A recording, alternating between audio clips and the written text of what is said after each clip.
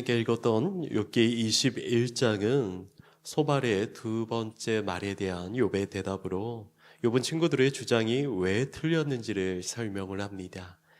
소발의 비난에 대해서 욥은 자신의 말을 들은 후에 조롱하라고 요구를 했습니다. 욥이 한 말은 자신의 원망은 사람이 사람을 향한 것이 아니라는 것입니다. 4절 말씀을 보시겠습니다. 나의 원망이 사람을 향하여 하는 것이냐? 내 마음이 어찌 조급하지 아니하겠느냐? 하나님 앞에서 원망하고 있을 뿐 사람에게 원망하지 않았다는 것입니다. 욥이 하나님께 원망하는 이유는 악인의 교만과 형통한 삶 때문입니다. 욥이 볼 때 7절 말씀에서 악인이 장수하고 세력이 강했습니다. 8절에서 악인의 후손들도 형통했습니다. 9절에서 하나님께서 매를 들지 않으니 악인들의 집이 평안했습니다. 10절 말씀에서 악인들의 가축들도 잘 들고 11절 말씀에서 악인들의 자녀들도 즐거움을 누리고 있다는 것입니다. 그렇게 악인이 행복하게 지내다 스올에 가지만 두려움 없이 하나님을 외면합니다. 14절, 15절 말씀입니다. 그러할지라도 그들은 하나님께 말하기를 우리를 떠나소서 우리가 주의 도리 알기를 바라지 아니하니이다. 전능자가 누구이기에 우리가 섬기며 우리가 그에게 기도한들 무슨 소용이 있으랴 하는구나. 욥이 생각할 때 악인들이 그렇게 할 수 있는 이유는 하나님께서 악인에 대한 벌을 바로 내리지 않고 쌓아두시기 때문입니다.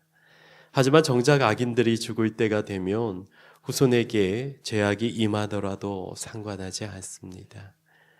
욥은 악인에 대한 심판이 후손이 아니라 그들의 대에게 이루어져야 한다는 것입니다. 그러나 그것은 어디까지나 욥의 섭섭함에서 나오는 생각일 뿐 욥이 하나님의 행하심에 반대하는 것은 아니라고 강조합니다. 22절 말씀입니다. 그러나 하나님께서는 높은 자들을 심판하시나니 누가 능히 하나님께 지식을 가르치겠느냐.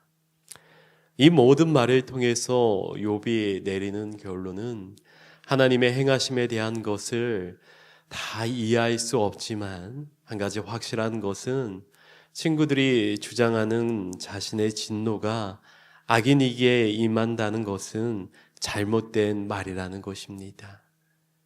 말씀을 정리하겠습니다. 본문에서 욥은 자신의 고통과 함께 악인의 형통함에 대해서 힘들어하고 있고 친구들은 욥에게 도리어 악인이라고 비난합니다.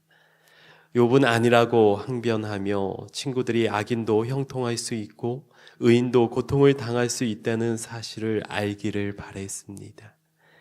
오늘날 우리가 받는 고난은 사실 실패의 상징은 아닙니다. 하나님께서 이루실 구원과 승리의 상징이기도 한 것입니다. 그러므로 우리는 하나님의 뜻을 신뢰하고 참고 기다릴 수 있어야 합니다. 형통하게 하시는 모든 주권이 여호와 하나님께 있음을 고백하고 하나님을 믿고 순종하시기 바랍니다. 그러면 반드시 우리에게 영원한 복이 주어질 것입니다. 때로는 우리가 하나님의 뜻을 전부 다 알 수는 없습니다. 하지만 우리가 믿는 그 믿음이라는 것은 여호와 하나님께서 우리를 택하시고 부르셨기에 그 하나님의 뜻이 우리를 통해서 이루어질 것이라는 것입니다. 그 믿음 가운데에서 놀라운 하나님의 은혜를 구하며 오늘 하루도 승리하시기를 바랍니다. 이 시간 주신 말씀 묵상하시면서 함께 기도하시겠습니다.